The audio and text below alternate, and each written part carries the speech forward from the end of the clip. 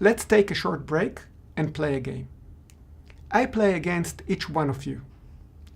You and I need to divide $100 between us. If we reach an agreement, we get to keep the money, according to the division we agreed on.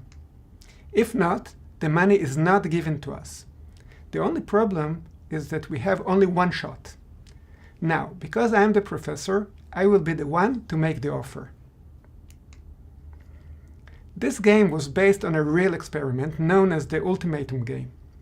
The people conducting the experiment walked in the street and stopped two people who did not know each other, paired them together, and offered them to participate in the following experiment. They did so many times, say 1,000. The two players who did not know each other were asked to decide how to divide between themselves $100 given to them by the researchers. The first player proposes how to divide the sum, and the second player can either accept or reject the proposal. If the second player rejects it, neither player receives anything. If the second player accepts the offer, the money is split according to the proposal. The game is played only once, so reciprocity is not an issue. So, what do you think happened? Before you answer, please note that the second player chooses between receiving some money if he accepts the offer and zero if he rejects it. Standard economic theory suggests a clear strategy. The first player keeps $99 for himself, giving only $1 to the other player who accepts it, because $1 is better than zero. In fact, offers typically average about $30 to $40, and the second player tends to reject the allocation if he is offered less than $20. Offers of less than 30% of the sum, $30, were refused more than half the time, even though the responder then gets nothing at all. The prominent explanation for such a result is that people are willing to incur significant costs to punish people who they think treated them unfairly.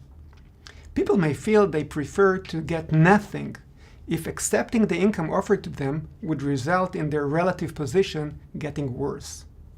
This experiment became very famous, and a lot was written about it.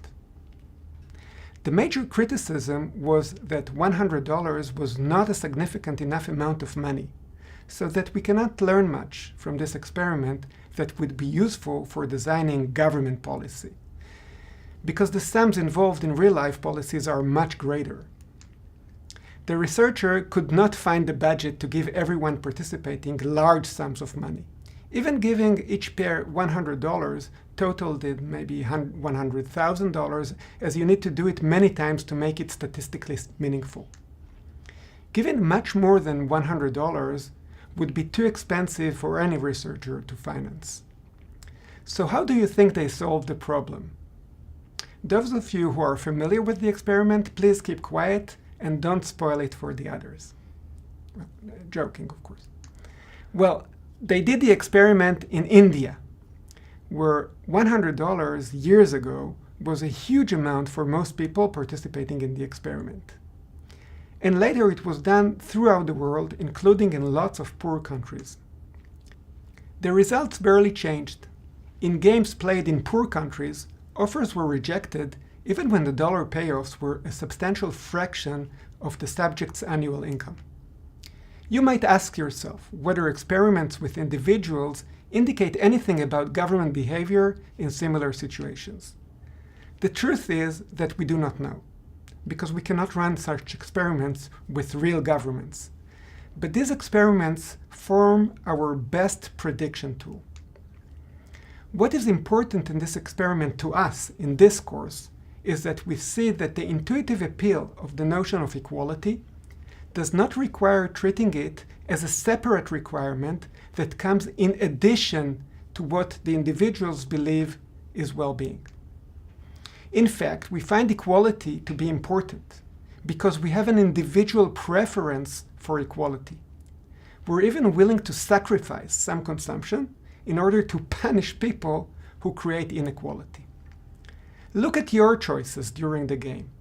Most of you refused to at least one of my offers, although each of the 3 offers would have increased your income.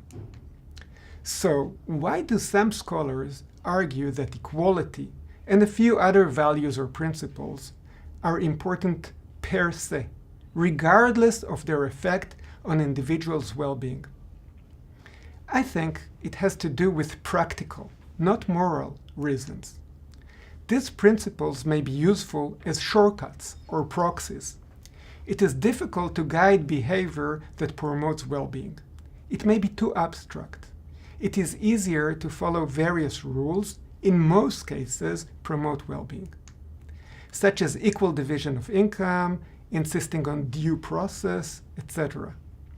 By following these rules, instead of focusing only on what the individuals want, we sacrifice some happiness. But the overall outcome is better due to practical reasons. Fulfilling only and all individualistic desires is too difficult for practical reasons.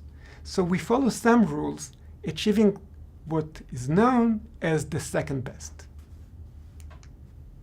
This ends our abstract discussion of what should be the policymaker's ultimate goal. In the next unit, we're going to start answering the second question we have posed before. Why do we need a state to achieve this goal?